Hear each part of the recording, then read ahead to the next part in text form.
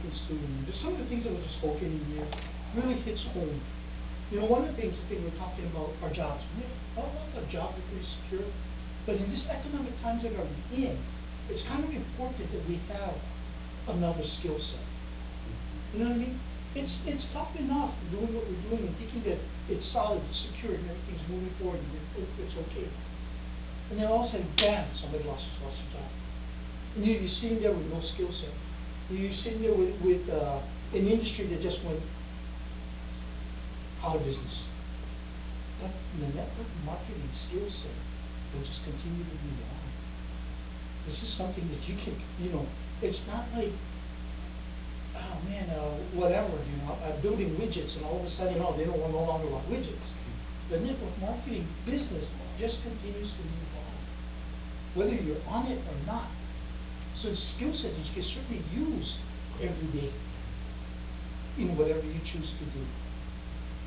The other thing that they're talking about, Marie was talking about, my wife was talking about, Craig was talking about, there seems to be a lot, the consensus of making a difference. You know, I was fortunate enough to listen to, over this past week, to some of you guys may know that the pilot, you know, Captain Chesley Sullenberger. So the Miracle on the Hudson, and I was able to listen to him and talk about it. And I tell you, it was such an inspiring story. And it was amazing that here's this pilot, he had 208 seconds to figure it all out. From the time the plane took off, crossed the Hudson, and was in air, 7,000 feet back, hit the flock of geese and was done. And at that moment, 208 seconds later, he had to land that plane.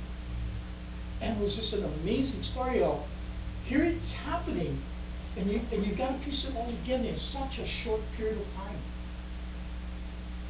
And he did. He was actually doing it, and we were able to hear the audio and saw video of him landing that plane. And the communication between him and the tower, you know, Captain Sullenberger was like, you know, we're descending at a rapid rate, and this is pretty much his tone of voice, descending at a rapid rate. I mean, like, we're descending at a rapid rate.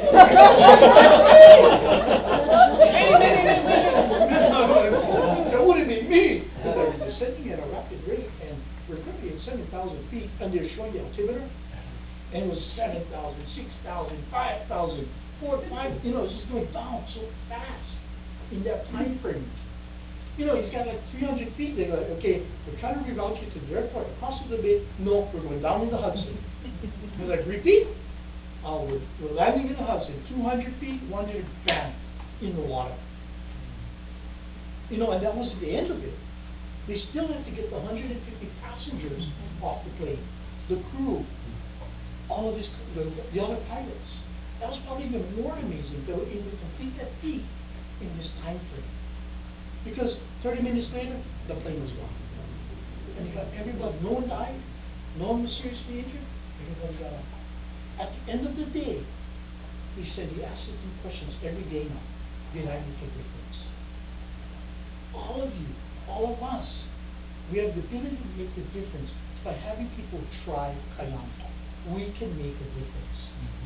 So I know we all want to make a difference.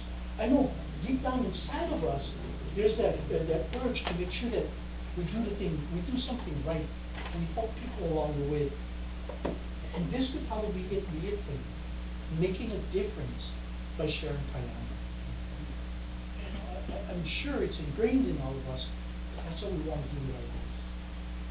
When we're born, we're like a sponge. We're absorbing, learning everything. You know, when we learn,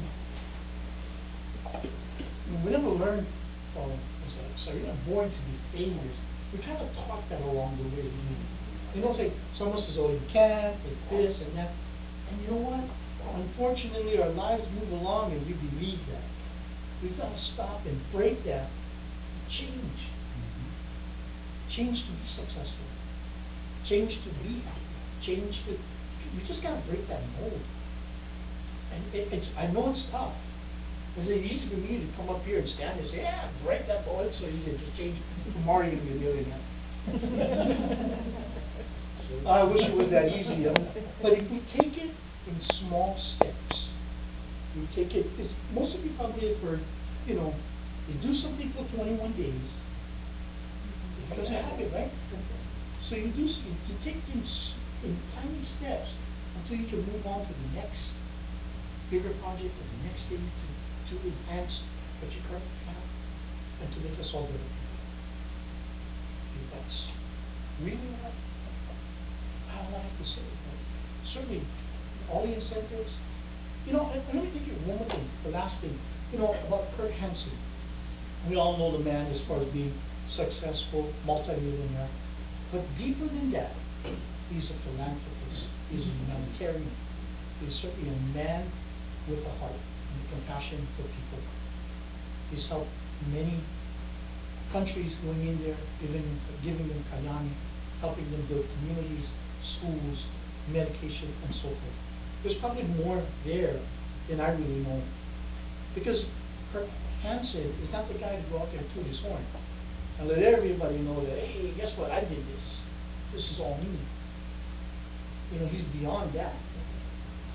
The man is much a humble man that really believes that what he's created with Kayani is not due to him, but really due to all of us here.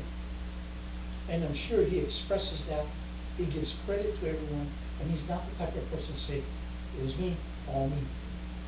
So knowing about Kurt Hansen more than just what we see in the video, but actually being able to talk to him, hearing him, you have that sense.